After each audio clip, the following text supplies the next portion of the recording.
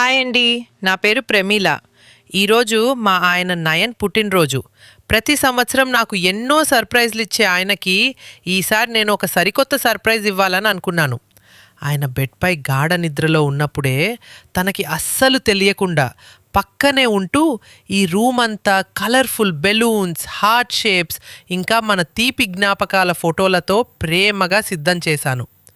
ప్రతి బెలూన్ కడుతున్నప్పుడు మా పెళ్లినాటి ముచ్చట్లు, ముక్కోటి జ్ఞాపకాలు గుర్తొచ్చాయి.